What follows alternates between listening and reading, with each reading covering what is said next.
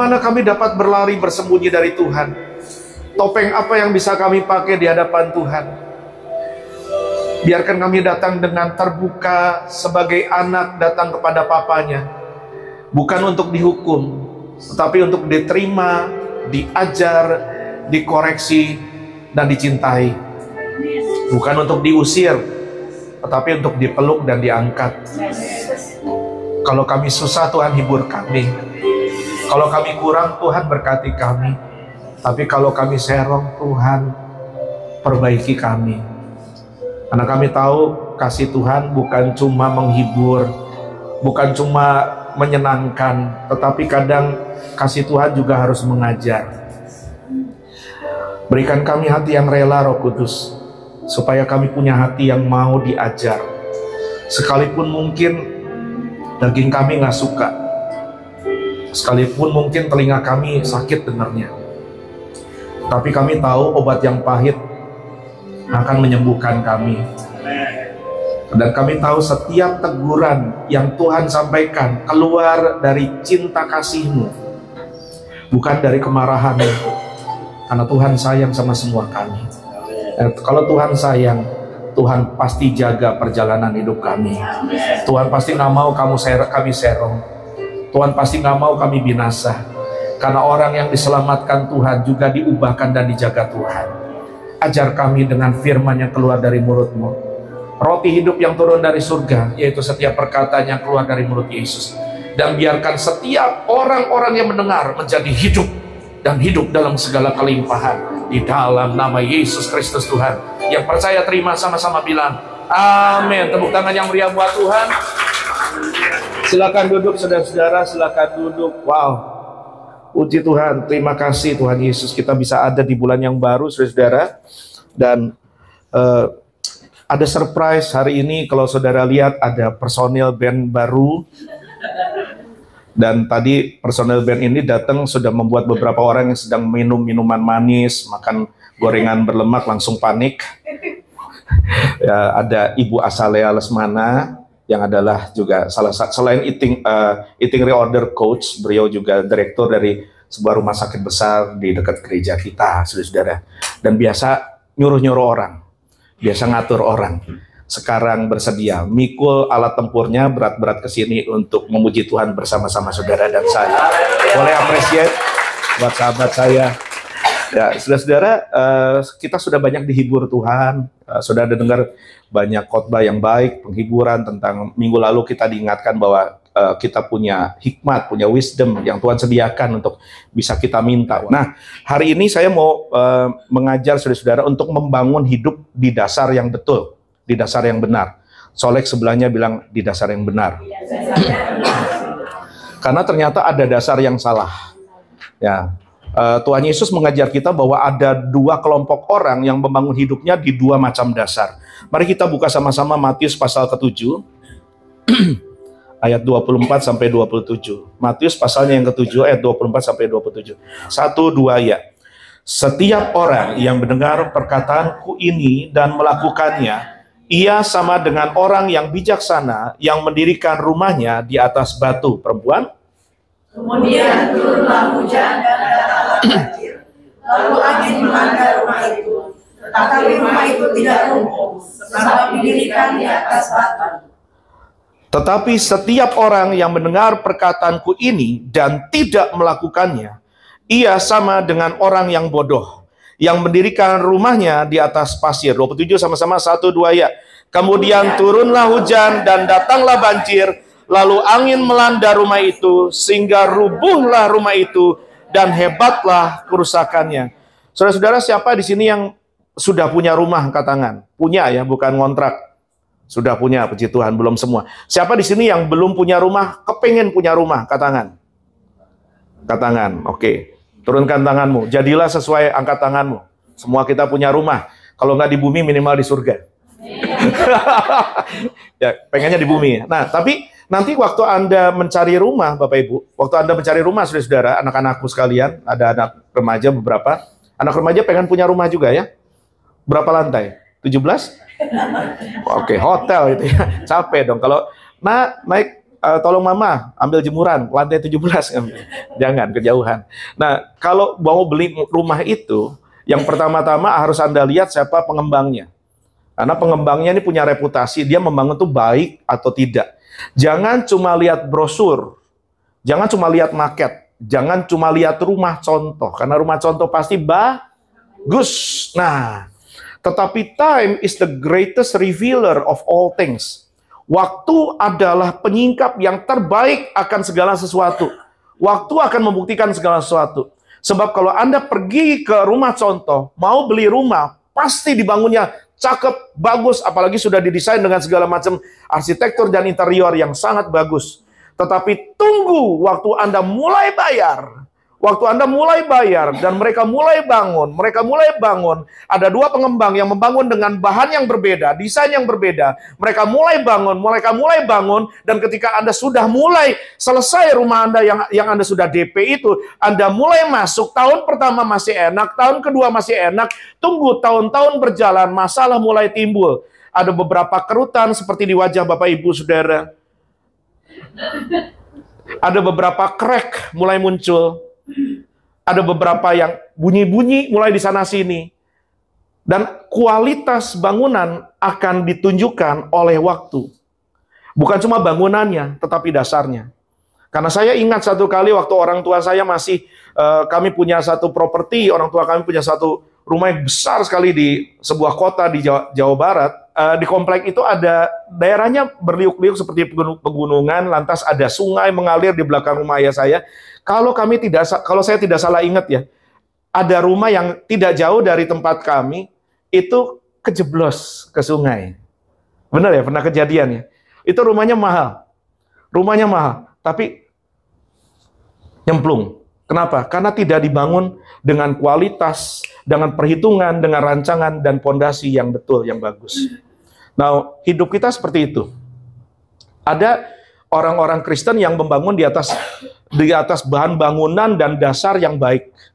Dan orang ini pada waktunya akan terbukti bahwa mereka akan jadi Kristen-Kristen yang tangguh, tidak gembeng, tidak cengeng, tidak gampang nangis, tidak gampang mutung, tidak gampang jatuh, tidak gampang kompromi dengan dosa, tidak gampang tergeletak, tidak gampang putus asa. Dan sampai perjalanan ketika akhirnya semua orang mangkat, mereka akan terbukti bahwa mereka orang Kristen yang betul-betul ada di dalam Tuhan. Pondasi mereka teguh, mereka nggak murtad.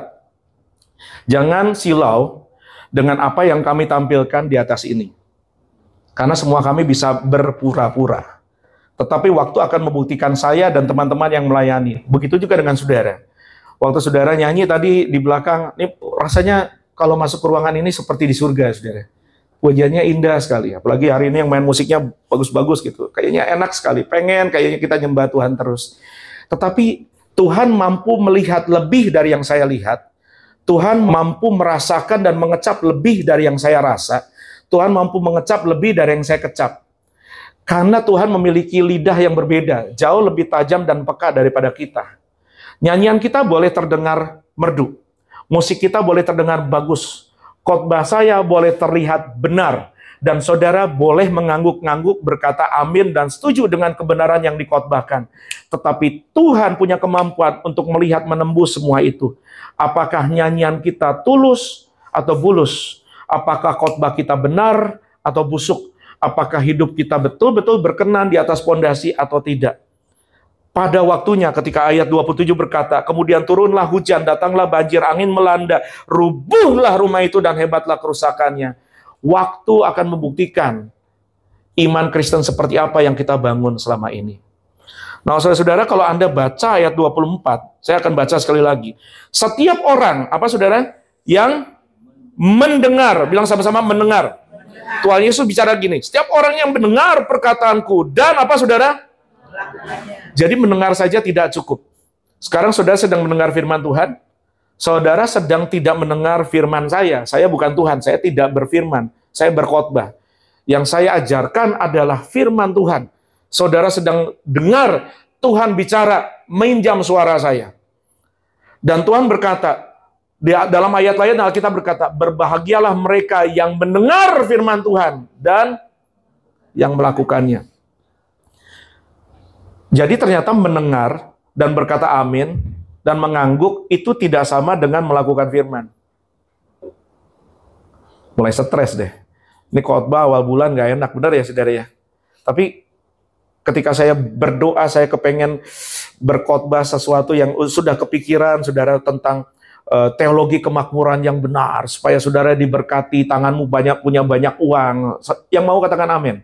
Amin. Amin semua, pasti cepat kan.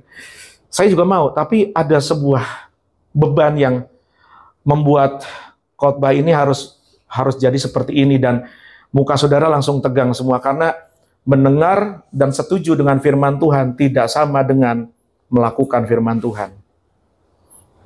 Pertanyaannya sederhana, Yesus bertanya pada kita, apakah kita orang bijaksana yang mendirikan rumah di atas batu, yaitu orang yang mendengar firman Tuhan dan setuju dan praktek. Karena kita sedang viral kan, ada pendeta / lawyer yang selama 20-an tahun menjadikan istri sama anak-anak sansak di rumah. Sedih loh, dan saya berkaca pada diri saya. Coba saya cek istriku babak belur. Saya berkaca karena bapak itu waktu ada klip yang diputar di salah satu stasiun TV, dia dalam keadaan prostrate lagi jongkok menyembah Tuhan. Mungkin pakai merinding-rinding, ya kan? Dan itu nggak tahu acting, topeng, atau AC-nya kedinginan. Tapi ini kan jadi sebuah refleksi, sebuah permenungan buat kita. Kita sebetulnya gitu juga nggak? Kita gampang nyalain orang. Kalau ada orang jatuh kan kita biasanya sering menyalah-nyalakan, ngomongin, ngebahas. Tapi bagaimana dengan kita? Bagaimana dengan Asaf? Bagaimana dengan Adam? Bagaimana dengan Yance? Bagaimana dengan Grace? Bagaimana dengan Lea? Bagaimana dengan Tian? Bagaimana dengan Jim River? Bagaimana dengan Asta? Bagaimana dengan Jenny? Bagaimana dengan Alex? Ini bukan khotbah yang ingin orang dengar, tetapi ini khotbah yang orang butuh dengar. Karena pertanyaan ini akan Tuhan tanya. Kamu bangun hidupmu di atas dasar apa? Kamu cuma suka dengar khotbah lucu. Tuh kalau pendeta yang itu khotbah lucu. Hayang seri ya. Bukan bahasa Yunani ya. Hayang seri itu bahasa Ibrani. Bukan juga. Karena yang kursus pasti bilang bukan. Hayang seri itu mau ketawa. Karena ada orang yang ngejar pendeta-pendeta yang lucu cuma nyari ketawanya. Kalau cuma ngejar lucu jangan nonton pendeta, nonton stand up comedy. Karena saya tidak mau para pendeta termasuk saya berubah profesi dari pengajar firman jadi pelawak. Kadang khotbah saya lucu, saudara pasti udah tahu lah ya. Kadang kita ketawa, kadang ger. Tapi saya harus terus mengingatkan diri saya sendiri bahwa tugas saya adalah menyelamatkan saudara dari api kekal, bukan cuma dengan pengorbanan Yesus, tetapi dengan pengajaran firman yang betul.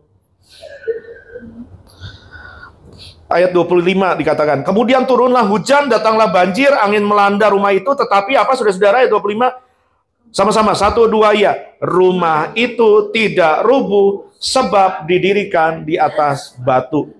Batu ini kalau di ayat lain bilang ini batu karang ini adalah Tuhan Yesus Kristus. Jadi orang Kristen yang ketika badai kehidupan, hujan melanda, segala kesulitan, nih kita kan nggak pernah tahu, saudara, tiba-tiba Indonesia lagi damai begini, walaupun kita tidak berharap ya, tiba-tiba perang, China tiba-tiba nyerang Taiwan, Amerika marah, ya kita kecipratan lah. Kalau Om Kim Jong-un mencet tombol merah, nah kita tinggal butiran debu sama reman rengginang. Nggak ada yang mau kan, kata Greg, nggak mau, belum nikah, belum. Ya nggak apa-apa, berpikir yang baik untuk masa depan. Tapi hidup ini sangat tidak menentu. Sangat tidak menentu. Mungkin Anda lupa, beberapa yang terlalu muda mungkin lupa bahwa rupiah kita tuh pernah tidak punya harganya, sampai harus dirobek 2 pun tidak ada harganya pada zaman pemerintahan Presiden Soekarno. Hidup itu bisa berubah begitu rupa. Kalau Anda terlalu fokus saja untuk membangun hidup di dunia fana ini saja, Anda akan jadi orang-orang yang tidak membangun hidup di atas batu. Sebaliknya orang yang tidak membangun di atas batu apa? Ayat 26.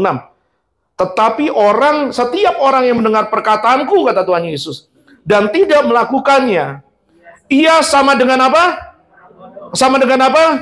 Sama dengan apa?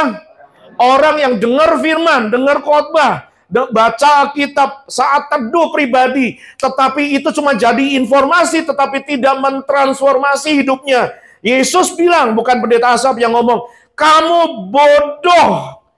Bodoh itu bahasa yang sangat halus, tapi bahasa Betawinya biasanya mungkin, Sister Lea, apa bahasa Betawinya kalau bodoh itu apa ya kira-kira? Nggak usah, Bu Lea belum ngomong, udah banyak yang nyaut di belakang. Kayaknya Pak itu ya, Pak Dovi ya di belakang yang ngomongnya. Udah nggak usah seneng banget. Ini ngomong gobloknya jangan ke orang lain, berkaca diri sendiri, karena satu jari ke sana tuh 3 jari ke sini biasanya. Iya kan? Saya tuh berkhotbah tuh bukan untuk marahin saudara loh. Ini berkhotbah lagi marahin Asaf yang nomor 1, nomor 2-nya saudara. Saya sedang membuat kita waras, bukan cuma karena gereja harus berubah, bukan cuma jadi entertainment center, tetapi jadi disciple center, jadi training center. Karena saya perhatikan di mana-mana orang suka gereja, ya walaupun kita beriman ya, satu kali kita punya layar segede gaban gitu ya di sini ya, yang harganya itu seperti Alphard digantung, Innova digantung ya. Cuma berat juga ya kalau kita punya uang segitu dibeliin layar dibanding untuk nolong saudara yang susah. Berat hati saya, kecuali ada yang ngasih. Dikasihnya layar. Atau ada yang suka kalau ibadahnya tuh pakai lampu gitu, pakai laser, wah, jejeritan, wah, jejerit ajut-ajutan juga di diskotiknya. Ya, tapi habis itu apa? Terus senang keringat gitu, terus pulang katarsis, nggak dapat apa-apa, hidup nggak berubah. Terhibur ya, berapa lama? 5 menit. Habis itu ingat lagi dosamu, utangmu, cicilanmu, tagihanmu, masalahmu, berantemmu, ingat semua. Makanya orang yang hidupnya punya masalah, tetapi berdiri teguh di atas Allah, ini orang yang kuat, kata Tuhan Yesus. Sekarang coba cek, siapa di sini yang nggak punya masalah? Alex mungkin? Apa Santi kayaknya nggak punya masalah. Kemarin dikirimin kue, hidupmu manis banget ya. Tiap hari postingan kue mulu kirimannya. Saya jadi ingat, saya belum ngirim, saya sama Bugeng belum kirim kue manis. Ya. Kayaknya tidak punya masalah. Punya juga pasti ya, apalagi punya anak kecil ya. Kadang malam jadi siang, siang jadi malam ya. Anaknya penuh energi lagi, lari-larian ya. Kita semua punya masalah. Siapa di sini yang punya masalah? Angkat tangan. Tahan.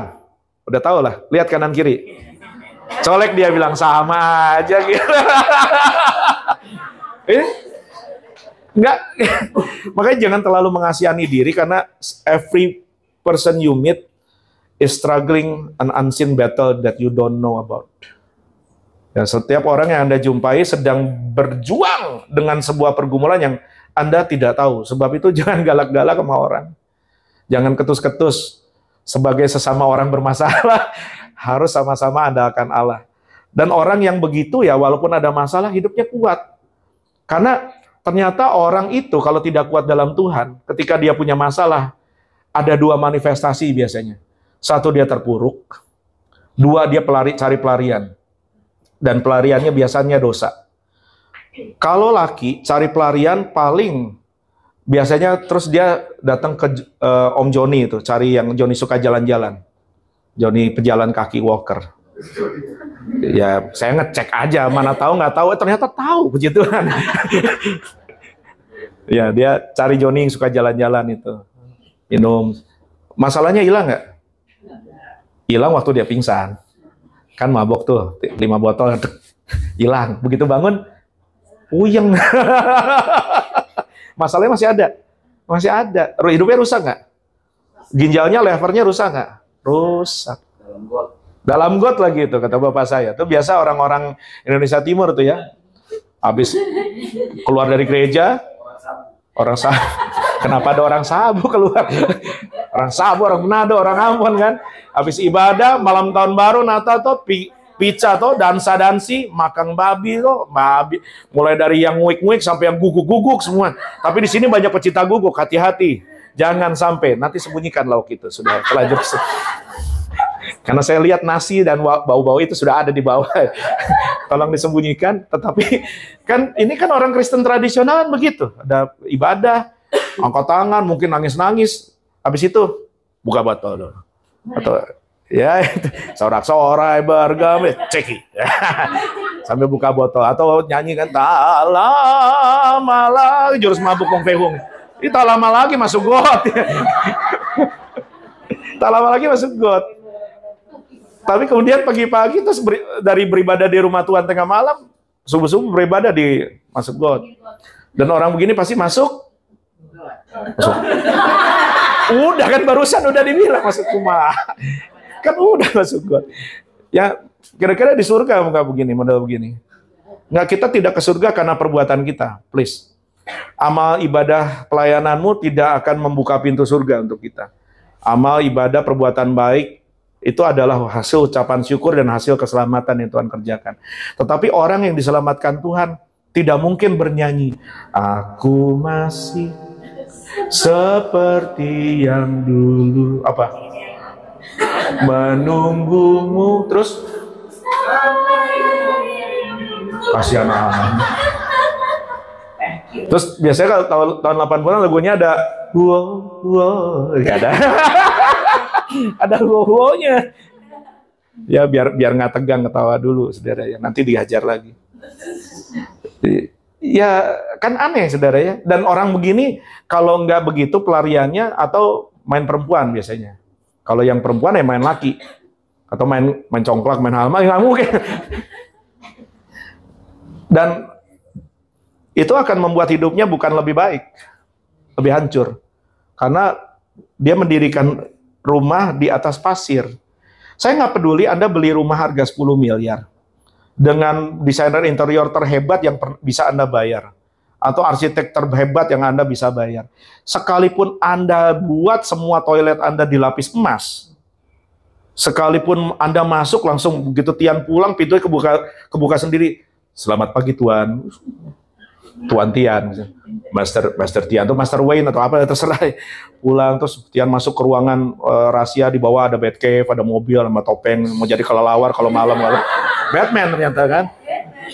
Sekalipun begitu Tian, sekalipun begitu. Tapi kalau rumahmu didirikan di atas pasir, nggak usah tunggu air bah, hujan aja dikit, siapapun gubernurnya pasti hancur rumahmu.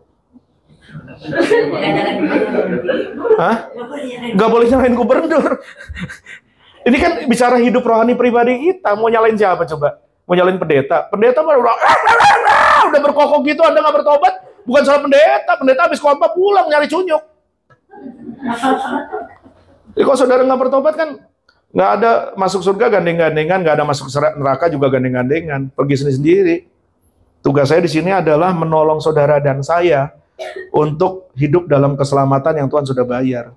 Nah, apa sih yang kita bangun di atas pasir atau di atas batu? Karena, saudara-saudara dengar baik, apa yang Anda bangun akan membuat kita teguh atau rubuh. Apa yang Anda bangun akan membuatmu teguh atau rubuh. Apa yang kita tabung, itu yang kita tuai. Apa yang kita tabur, itu yang akan kita panen. Anda tidak mungkin menabur biji semangka dan berharap jagung tumbuh. Benar nggak, saudara? Anda nggak mungkin menabur kemalasan dan berharap menuai kekayaan. Anda nggak bisa berharap menabur makan seenaknya, nggak istirahat nih karena ada coach saya. Dan berharap Anda sehat dan gak jantungan. Gak mungkin. Gak mungkin. Time will reveal all things. Ini karena saya ingat ada quote saya, waktu akan membuktikan segalanya. Sekalipun saya boleh terlihat sehat, dari kecil kan saya terlihat sehat. Ganteng bahkan, waktu rambutku lebih banyak. Tetapi ketika saya tumpuk terus Coca-Cola, tahu Coca-Cola? Numpuk Coca-Cola, gorengan. Banyak korban gorengan tadi pagi saya perhatikan, saya absen satu persatu wajah-wajah berminyak ini. Gorengan, makan babi, nggak galojo. Tanya ibu saya kalau makan babi itu kalau masak dulu, kalau saya tidak salah ingat, nenek saya sekalipun bukan Kristen masak babi, saudara, babi rica itu babinya 1 kilo, cabenya bisa 1/2 kilo. Seperti itu oma saya. Terus apalagi tahu ancur ya. Makan udah kayak nggak ada hari esok. Dan saya nggak mungkin berkata gini, aku akan selamanya ganteng, dan akan selamanya punya lingkar pinggang kecil, dan akan satu kali tiba-tiba perutku akan kotak-kotak. Ternyata tidak ngotak, bundar. Dan ternyata apa yang saya tabung akan saya tuai. Karena tiba-tiba mampet. Kalau mampet di jantung, serangan jantung. Kalau mampet di kaki, neuropati, jadi kaki bengkak. Kalau mampet di kepala, stroke. Dan kalau mampetnya nggak kebuka, meong. Mati sebelum waktunya. Salah Tuhan? Bukan. Salah saya. Salah kita. Karena apa yang kita tabung, pasti kita tuai. Begitupun juga dengan pondasi iman rohani kita. Kalau Anda menabung selama tiap hari Anda menghabiskan di hadirat 3 jam, di hadirat drakor. Atau Anda bertemu muka dengan TikTok sambil tidur sampai begini. Ada anak kecil yang gitu kan, masuk rumah sakit kan? Begini, udah rusak sarafnya. Dari kecil dikasih begituan. Anda tidak mungkin menuai kepekaan, ketajaman, kedewasaan rohani, kekudusan, dan keberhasilan dalam studi maupun dalam karir. Tidak mungkin. Apa yang Anda tabung, akan Anda tuai. Apa yang Anda timbun, akan rubuh menimpamu.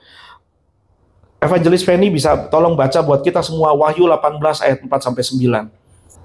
Lalu aku mendengar suara lain dari surga berkata, pergilah kamu, hai umatku, pergilah daripadanya supaya kamu jangan mengambil bagian dalam dosa-dosanya, dan supaya kamu jangan turut ditimpa malapetaka-malapetakanya. Sebab dosa-dosanya telah bertimbun-timbun, dosanya bertimbun-timbun sampai ke langit. Dan Allah telah mengingat segala kejahatan. Dengar baik, apa yang kita timbun akan menimpa kita. Lanjut, Miss Pen. Balaskanlah kepadanya, sampai seperti dia juga membalaskan, dan berikanlah kepadanya 2 kali lipat menurut pekerjaannya. Campurkanlah baginya 2 kali lipat di dalam cawan pencampurannya. Lanjut, apa yang Yesus bilang?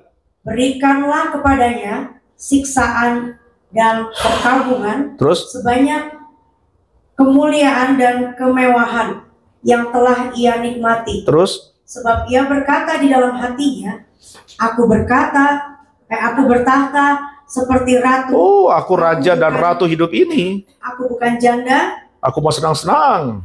Dan aku tidak akan pernah berkabung. Hidup ini hanya untuk senang-senangku saja. Ayat 8. Sebab itu segala malapetakannya akan datang dalam 1 hari, yaitu sampar dan perkabungan dan kelaparan, dan ia akan dibakar dengan api, karena Tuhan Allah yang menghakimi dia adalah kuat.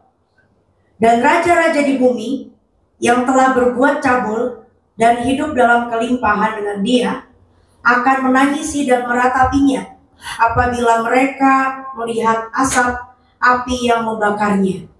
Hidup bukan untuk senang-senang saja, karena apa yang kita tabur akan kita tuai. Apa yang kita timbun akan menimpa kita. Hari itu nubuatan itu berkata tentang sebuah kota yang disebut dalam kitab Wahyu Babel. Tapi sebetulnya itu bicara tentang ibu kota Roma, kekaisaran Romawi yang sedang bantai orang Kristen. Tapi secara umum ini juga bicara tentang orang-orang yang diciptakan oleh Tuhan, tetapi hidupnya suka-suka saya. Nggak perlu Tuhan untuk ngatur-ngatur saya. Lihat betapa manusia sekarang mau-maunya. Adam bisa menikah dengan, bukan Adam kamu ya. Bukan. Saya Adam and Steve, dan orang gereja harus nikahkan mereka. Kalau enggak, bahkan banyak gereja-gereja mainstream jatuh.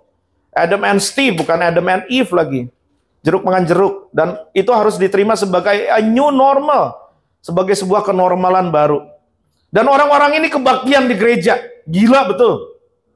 Mereka kebaktian. Mereka bukan nggak kebaktian.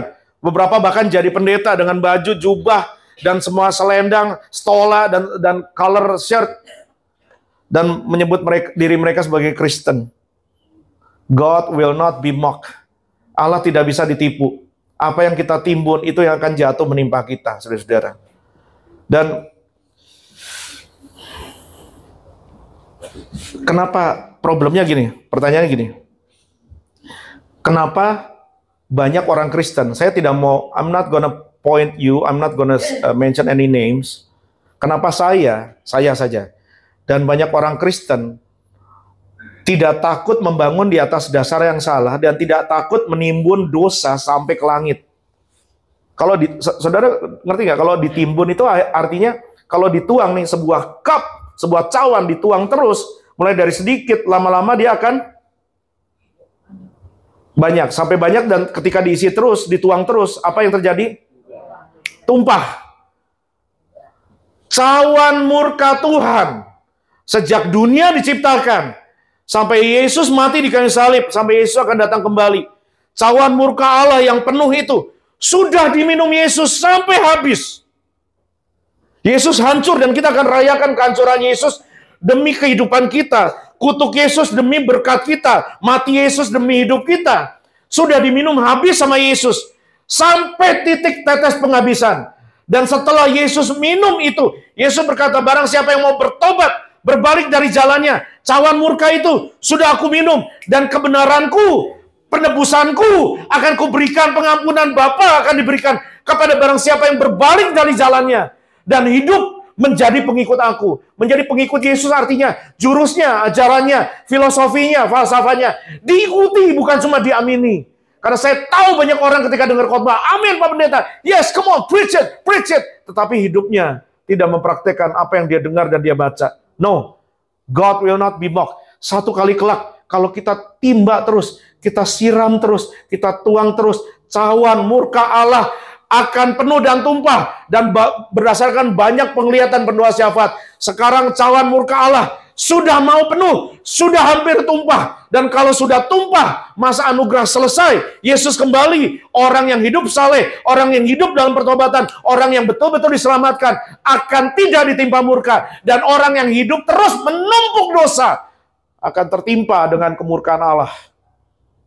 Do you know how much love I must have to be able to stand and preach to you like this? Saudara sadar nggak berapa banyak cinta yang saya harus sedot dari Bapak supaya saya bisa berani berdiri dan ngomong kepada saudara seperti ini? Karena ini tidak populer.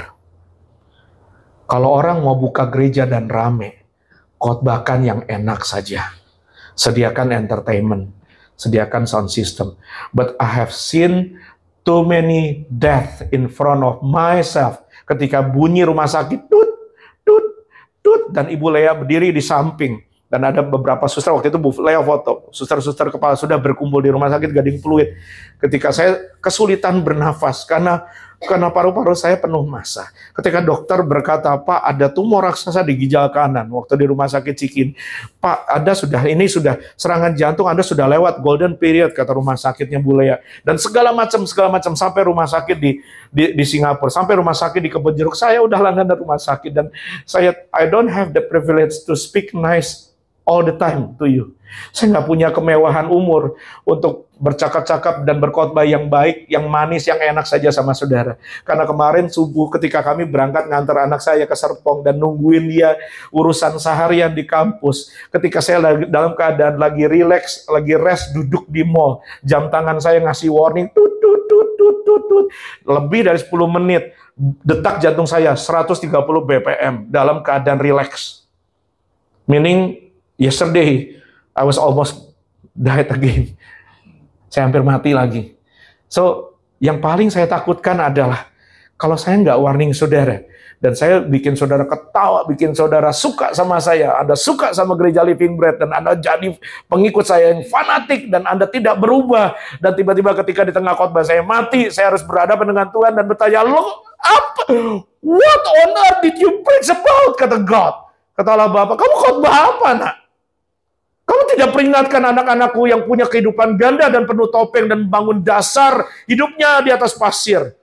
Yang kelihatan manis di gereja, tapi rusak di tengah dunia. Dan berpikir, dia bisa sembunyikan segala sesuatu dari Tuhan. Dengan selingkuhannya, dengan perzinahannya, dengan pornografinya, dengan vapenya, dengan rokoknya, dengan narkobanya. Dan kamu tidak pernah warning mereka, nak. Kata Tuhan, orang yang tidak pernah warning orang, kesalahan orang yang harusnya di-warning, tertimpa atas orang yang tidak warning. Saya tidak mau itu terjadi padaku. Because, not only because I love God, but I love you. Saya sayang sama saudara. Ini success rate saya sebagai hamba Tuhan, bukan berapa ribu orang yang datang kebaktian, tapi berapa persen kita yang ngumpul di bumi, di gereja ini, dan ngumpul di surga. Itu success rate saya. Kesuksesan saya bukan punya gedung gede. Kesuksesan saya bukan punya jemaat banyak. Kesuksesan saya adalah saudara yang tadi ngangkat tangan, nyanyi, nyembah Tuhan sampai nangis, sampai gemetar-gemetar, sampai merinding-merinding. Bukan cuma ngumpul di sini, tapi ngumpul di surga. Dan tidak ada orang yang hidupnya memberontak sama Tuhan terus-menerus akan ada di surga. Nggak bakal! Nggak ada! Nggak ada. Anda terakhir dengar saya khotbah gini kapan? Udah lama sekali, bertahun-tahun. Kalau nggak jam tangan saya warning saya kemarin, saya akan tetap berkhotbah lucu hari ini. But I dare not, because I love you. Saya sayang sama saudara. Saya sayang sama Adam. Saya sayang sama Yesaya. Saya sayang sama Julie. Saya sayang sama adik-adikku yang di depan. Sadarlah bahwa Tuhan tidak bisa ditipu dengan pelayananmu. Anda tidak bisa. Terus gini, terus kemudian keluar, masuk ke kamar hotel, terus hubungan seks di luar nikah, terus ngeganja, ngerokok, minum mabuk, dan Anda bisa haleluya di sini gemetar-gemetar, ditumpang tangan sama Kak Angel, sama Kak James Rebah, ditumpang tangan sama pendeta Asaf Immanuel, ditumpang tangan sama pendeta Mona, sama Pastor Benny, dan Anda gemetar-gemetar. Makanya saya tidak pernah puas dengan gemetar-gemetar. Gak pernah. Karena gemetar-gemetar tidak sama dengan berbuah. Enggak. Saya doain orang-orang jatuh. Pertanyaanku, hidupmu berubah nggak? Kalau kau setiap kali didoain jatuh dan nggak berubah, benjol kamu lama-lama. Silakan ketawa. But that's not even funny anymore. Saya dengan sekuat tenaga sebagai manusia berusaha untuk hidup sehat. Saya kontak my beloved friend Cilea untuk bantu saya hidup sehat bersama Ibu Gembala. Tapi di luar itu kami harus sadar karena tagline kami apa? Umur di tangan Tuhan, sehat itu di tangan kita. Kami lakukan bagian kami. Tapi kalau Tuhan bilang saya mau kamu check out besok, saya mau ngomong apa? Dan kalau saya check out, saya mau saudara hidup baik. Saya mau saudara hidup takut akan Tuhan. Karena apa yang Anda lakukan bersama Tuhan akan menular kepada anak-anakmu. I'm not perfect, far from it. Saya nggak sempurna, jauh dari itu. Anda bisa tanya anak dan istri saya. Tapi saya belajar untuk takut Tuhan. Walaupun saya bedakan gini, orang jatuh dalam dosa sama orang berkubang dalam dosa, itu dua hal yang berbeda. Orang jatuh itu kira-kira apa? Sebuah kecelakaan kan? Walaupun tentu ada kehendak dia di situ. Terakhir saya cek nggak ada orang berdosa. Saya hilaf, Pak, saya nggak sadar, bohong. Waktu bikin dosa, kamu melek atau merem? Kamu sadar atau pingsan? Terakhir saya cek, nggak ada orang berzina lagi pingsan. Nggak ada orang ngerampok, mencuri, lagi tidur. Semua lagi melek, lagi sadar. Tetapi jatuh tidak sama dengan berkubang. Karena orang yang kembali ke muntahnya, sama seperti anjing, dan orang yang kembali ke kubangannya sama seperti babi, itu bukan orang tebusannya Yesus. Orang yang ditebus Yesus keluar dari segala lubang dosa masa lalu atau kejatuhan masa kini, tidak pernah berkubang di situ. Orang Kristen jatuh dosa pasti gelisah hatinya. Karena Roh Kudus ada di situ, dan Roh Kudus bilang, "What have you done, my son? You have broken my heart." Kamu bikin apa, nak? Kamu lukai hati saya. Pulihin hidupmu. Aku akan kawal kamu sampai kamu benar. Dan orang ini akan terus berperkara dengan Tuhan. Dan Tuhan akan pakai banyak orang termasuk pendetanya. Untuk bikin dia bangkit lagi dan pulih lagi dan bertobat lagi. Karena gereja bukan ruang pengadilan. Tetapi bengkel untuk memulihkan. Dan saya tidak ada di sini untuk menjadi hakimu. Aku pun sedang mengkoreksi diriku.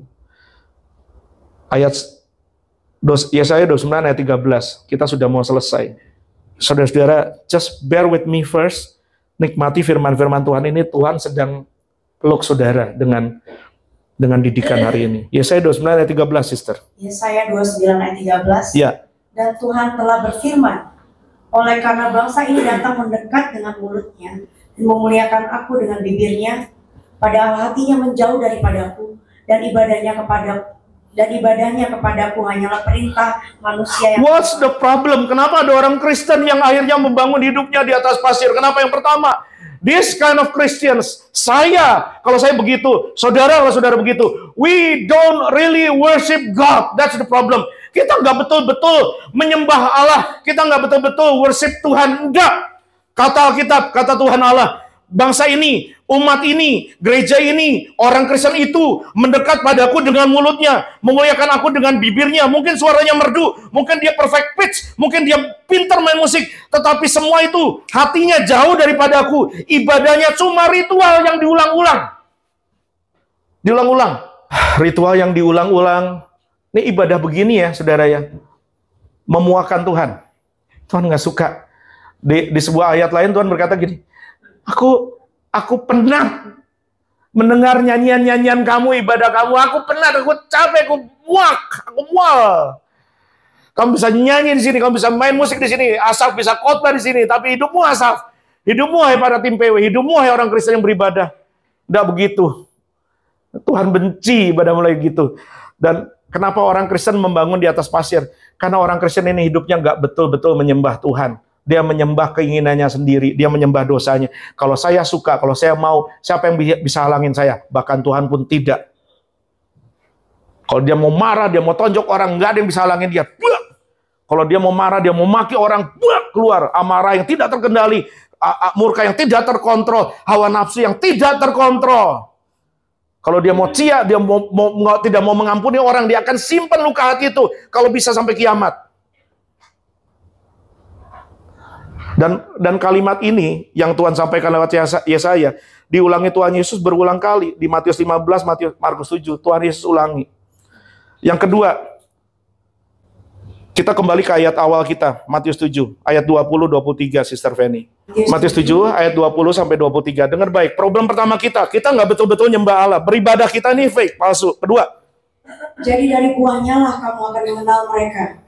Bukan setiap orang yang berseru kepadaku, Tuhan, Tuhan, akan masuk ke dalam kerajaan surga, melainkan dia yang melakukan kehendak Bapakku yang di surga. Jadi gini ya, ada orang manggil Yesus Tuhan, Tuhan, lewat nyanyian, lewat pujian, lewat pengakuan iman, lewat sumpah jabatan, lewat apapun, dia bilang Yesus Tuhan. Dia pakai kalung salib 5 kilo, dia di rumahnya ada lukisan Tuhan Yesus, wallpaper begitu dibuka, I love you, kata Tuhan Yesus gitu. Apapun itu, tetapi hidupnya melawan Allah, nggak suka mengikuti maunya Tuhan. Yesus Tuhan cuma di bibir, tetapi hidupnya menentang Bapa. Ayat 22. Pada hari terakhir banyak orang akan berseru kepadaku, Tuhan, Tuhan, bukankah kami bernubuat demi namamu? Waduh. Dan mengusir setan demi namamu? Waduh. Dan mengadakan banyak mujizat demi namamu juga? Ada yang aneh nih. Ini orang pelayanan nggak? Punya karunia nggak? Punya kuasa? Ya. Jangan di perjanjian baru, di perjanjian lama juga. Imam-imam punya ritual kok untuk melakukan eksorsisme. Mereka punya kok ritual pengusiran setan. Mereka bisa kok lakukan itu. Bahkan Saul, raja yang ditolak Allah, pernah kepenuhan roh dan bernubuat seperti salah satu para nabi, kata Alkitab.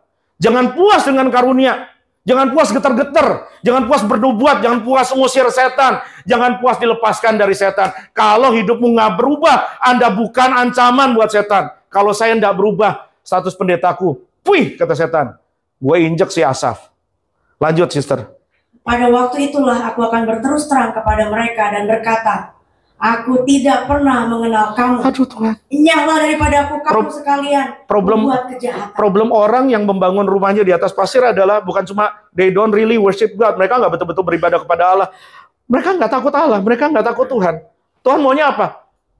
Oh, kamu jangan pacaran sama situ. Oh, enggak. Gue suka sama yang itu, mau apa loh? Ini kan ngelawan Tuhan. Walaupun mungkin ngomongnya nggak gitu. Tuhan, sekiranya boleh saya doa. Dan ini ada perpuluhan Tuhan. Tuhan disogok. Oh ya, nanti saya pelayanan ya. Hari Minggu saya main musik 5 kali, padahal kebaktiannya cuma 2 kali di sini, ya kan? Tapi saya cinta sama dia. Tapi dia kan nggak seiman, kata Tuhan. Aku cinta sama dia. Kamu nggak boleh sama dia.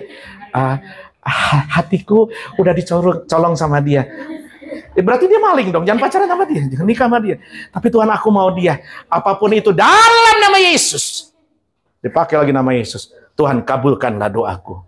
Padahal Tuhan udah bilang, nggak bisa Tong, itu bini orang. Ada orang Kristen begini nggak? Apartemen dan rumah susun adalah saksi simpenan dari orang-orang yang mengangkat tangan pada hari Minggu menyembah, tapi punya istri simpenan di mana-mana. Saya nggak tahu hari ini kenapa begitu sepi. Setan mencegah banyak orang untuk mendengar dan bertobat. Tetapi kalau saudara ada di sini, saudara di sini atas kehendak Tuhan. Karena saudara sedang dibidik surga, supaya saudara membangun di atas dasar yang teguh. Dengar ya, kamu tuh di sini lagi dibidik surga, supaya keseronganmu, kesesatanmu tidak dilanjutkan. Karena untuk binasa itu nggak perlu penyerongan yang besar. Cukup 5 derajat, 3 derajat, kecil. Time is the greatest revealer of all.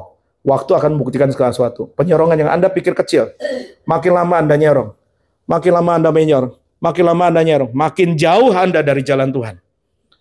Dan before you realize it, before you know it, Anda binasa selama-lamanya. Kita nggak takut Tuhan. Kita bikin Yesus sebagai Tuhan, tapi kita berdosa. Dia tidak pernah jadi Tuhan kita. Artinya Tuhan itu apa? Buang huruf H-nya, sebut namanya apa? Tuhan. Tapi karena dia divine, dia yang ilahi, maka Tuhan ini bukan cuma Tuhan manusia. Kalau Tuhan itu apa sih? Seseorang yang berkuasa penuh atas hambanya, benar gak? Kalau Yesus adalah Tuhan kita, sudahkah Yesus berkuasa penuh atas perbuatan-perbuatanmu, kehendak-kehendakmu, mimpi-mimpimu, hasrat-hasratmu, keinginanmu, tutur katamu, ucapanmu? Kalau hari ini habis kebaktian, malaikat maut menjemput Anda, saya udah nggak punya hutang. I've told you this. Repent. Yang terakhir, perhatikan ayat 23. Ini kan jadi pertanyaan kan, kalau gitu Pak, berarti ada orang-orang Kristen yang kata Tuhan Yesus, aku tidak kenal kamu, berarti orang Kristen ini kehilangan keselamatannya. Oh, tidak. Ini bukan orang Kristen kehilangan keselamatan. Sekalipun dia orang Kristen namanya, akte baptisannya ada, dia punya jabatan pendeta, pelayanan, pemusik, penyembah, pengkhotbah, penterjemah, pengurus, donatur gereja. Dengar baik apa yang Yesus bilang ayat 23. Pada waktu itu, aku akan terus terang pada mereka dan berkata, aku tidak pernah kenal kamu. Aku tidak pernah kenal kamu. Aku tidak pernah kenal kamu. Kamu mau mimpin pujian kek, kamu mau khotbah kek, kamu mau jadi donatur gereja kek. Saudara jangan tegang nih, I love you. I love you, aku sayang kamu. Aku sayang sama saudara. Itu sebabnya kalau kita ngumpul di sini, saya pengen kita ngumpul di surga. Dan ini adalah upaya Tuhan dengan kasih sayangnya. Bukan menghajarmu, tetapi mencengkeramu dan menarikmu dari jalan yang serong, yang akan membawa saudara binasa. Kepada orang-orang ini Yesus berkata, aku tidak pernah kenal. Sekalipun kamu sudah dibaptis dalam, aku tidak pernah kenal. Sekalipun kamu pelayanan, aku tidak pernah kenal. Sekalipun kamu sumbangkan semua hartamu untuk orang miskin, aku tidak pernah kenal. Karena keselamatan yang adalah anugerah itu, ketika dia terjadi secara nyata, lebih dari sekedar peristiwa liturgi baptisan, sesuatu berubah di dalam. Yesus jelaskan itu di Yohanes 3 kepada Nikodemus. Yeskiel 46 sudah menubuatkannya bahwa ada yang terjadi di dalam hati yang berbatu-batu itu. Tuhan ubah jadi hati yang lembut dan taat, dan Tuhan kasih roh yang baru. Kalau kita selama puluhan tahun, belasan tahun jadi Kristen, sibuk pelayanan, punya nama, ini saudara berlelah-lelah dalam pelayanan, dan satu kali Anda pulang, Anda mati dan Tuhan berkata, aku tidak pernah kenal kamu, kamu siapa? dan kita merasa SKSD sama Tuhan karena kita meneruskan perjinahan kita, hubungan kita dengan orang yang tidak seiman, segala kompromi-kompromi dosa kita, sekalipun Roh Kudus sudah kasih warning di hati kita, awalnya nggak enak, tetapi kita sedot terus tuh asap, kita sedot terus tuh asap. Kita nonton terus tuh film, kita lanjutkan terus hubungan nggak benar itu. Kita terus kompromi dalam keuangan, kita jatuh lagi dan lagi. Dan kita mulai hiraukan, dan suara Roh Kudus lama-lama yang tadinya keras, lama-lama pelan. Yang tadinya lembut, lama-lama mulai hilang. Bukan karena dia nggak bicara, tapi karena Anda sudah menutup telinga dan memilih untuk apapun lo ngomong, gua nggak peduli. Orang model gini, sebetulnya dia tidak pernah dikenal Tuhan. Alias, dengar baik. Silakan marah sama saya. I love you. Dia tidak pernah Kristen. Dia tidak pernah selamat. Karya salib tidak pernah mengubah hidupnya. Saya orang brengsek sampai hari ini, saya masih bertobat setiap hari. Itu yang membedakan kita, orang yang diselamatkan, dengan orang yang berdosa, jatuh, dan menikmatinya. Buat apa ke gereja? Healing dong, jalan-jalan. Saudara ngerti gak betapa susahnya hari ini mengajak orang datang ibadah di gereja? Sekalipun tiap awal bulan kita buka dengan perjamuan kudus, beberapa orang tidak menganggap itu penting dan menganggap itu sepi. Saya bukan supaya gereja ini penuh. This is for you. Kalaupun cuma 10 orang yang dengar khotbah saya yang berkata amin, nah hidupnya berubah, saya tetap akan ke surga dan menerima upahku. Tapi bagaimana dengan engkau? Akankah saudara melanjutkan hidupmu yang kompromi begini? Mau lanjut sampai kapan? Apa yang Anda tumpuk pasti akan menimbun Anda. Apa yang Anda tabur pasti akan Anda tuai. Apa yang Anda tabung pasti akan pecah menghancurkanmu satu kali. Kalau itu tidak baik. Enyah kamu sekalian daripada aku pembuat kejahatan. Stop kompromi itu. Anda harus merasa geli dan gak nyaman ketika keluar dari ibadah. Anda kembali ketemu pacarmu, anak-anak muda dengar, dan Anda pacaran dan melakukan seks di luar nikah. Anda harus merasa tidak nyaman ketika Anda pelayanan, tapi Anda pamer pakaian dalammu bisa dilihat orang. Itu adalah hak dari pasanganmu yang nanti diberkati Tuhan. Ngapain kamu pakai baju terbuka dan kamu menganggap dirimu worshiper? What? What the hell are you talking about? I love you, please change. Kalau habis ini Anda benci sama, aduh gereja Living Break, gereja aneh, pendeta marah-marah, pendeta asap aneh. Pak, Bu, nah dengar baik, saya bisa mati duluan, dan saya nggak mau kalau saya mati, Anda nggak berubah. Berubah dong. Dosa itu enak-enaknya di depan. Tagihannya pasti datang, dan harganya kemahalan. Nggak ada dosa yang nggak enak. Enak buat daging, binasa buat jiwa. I love you. With all my heart, I love you. Sebab itu, saya akan tutup dengan 2 statement ini. Saya undang pemusik, saya undang singers. Saya akan tutup dengan 2 pertanyaan ini. Pertanyaan pertama. Di atas dasar apa Anda sedang bangun hidup kekristenanmu? Anda sedang bangun di pasir atau di batu? So suci lah Pak Asap, so sempurna. Nah, I'm talking to you as a dying man to a dying group of people. Karena semua kita sudah pegang boarding pass dan kita pasti ada tanggal check out di mana kita mati. I'm talking to you as a dying man to dying people. Anak muda dengar baik, orang tua dengar baik. Stop it. Just stop it. What can possibly you want in hell? Apa sih sebetulnya yang saudara pengen Anda temukan di neraka? Karena neraka nggak punya apa-apa untuk ditawarkan padamu. Selain ratapan dan kengerian, selama-lamanya keterpisahan dari Allah.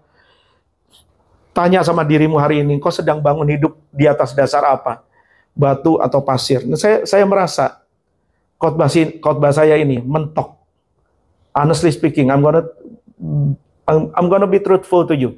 Hari ini saya merasa khotbah saya mentok. Tetapi saya bersandar pada Allah yang cinta mati padamu dan tidak pernah menyerah dengan hatimu. Roh Kudus akan terus ketuk hatimu.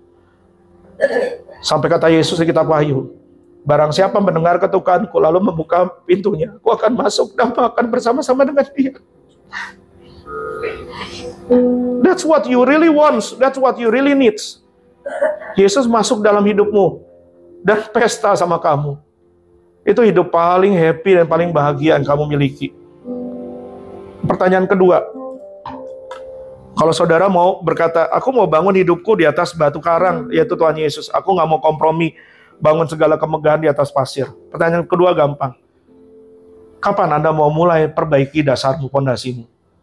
When are you going to fix it? Anda lihat ruangan gereja kita, tercinta.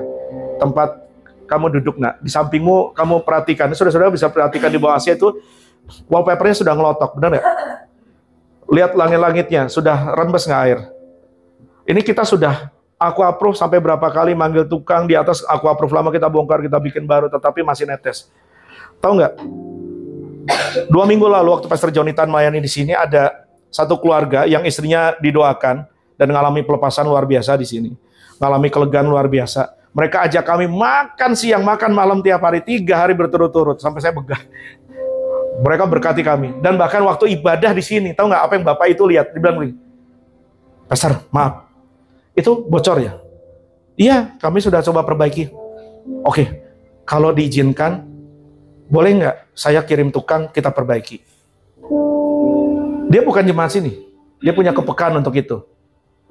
Nah, saya tidak bicara bukan cuma tentang gedung ini, tetapi tentang rumah bangunan iman yang Anda punya dalam hidupmu. Anda punya nggak kepekaan seperti Pak Fernando itu? Ketika dia lihat ada kerusakan, dia langsung bilang, gue mesti perbaiki segera nih, kasihan Living Bread. Anda punya nggak kepekaan buat hidupmu? Ibu Asta, Ibu Jenny, Ibu Ola, adik-adikku, anak-anakku terkasih, Grace dan segala macam, Julie. Anda punya nggak kepekaan Adam? Ketika Anda tahu rumahku bocor-bocor, rumah imanku, bangunan imanku bocor-bocor, pondasinya pasir. Bentar lagi kalau ada badai, gue kelelep. Gue mau perbaiki kapan? Sekarang. Jangan tunggu jebol. Jangan tunggu rusak. Kalau kau tahu kau sedang kompromi, kau jauh dari Allah, jangan tunggu mati. Mati terlambat. Sekarang perbaiki. Sebelum setan rusak dan hidup masuk dalam hidupmu lebih jauh dan merusak masa depanmu lebih lanjut. Saya nggak tahu berapa banyak orang mau responi perkataan ini, tapi saya ajak dengan kerendahan hati, buka hatimu di hadapan Tuhan. Nggak usah nengok kanan kiri, nggak usah merasa diri lebih benar dari sebelah, dan berkata sama Tuhan, jiwaku terbuka untuk-Mu Tuhan. Selidiki, nyatakan segala perkara, singkapkan semua yang terselubung, supaya ku layak di hadapan-Mu.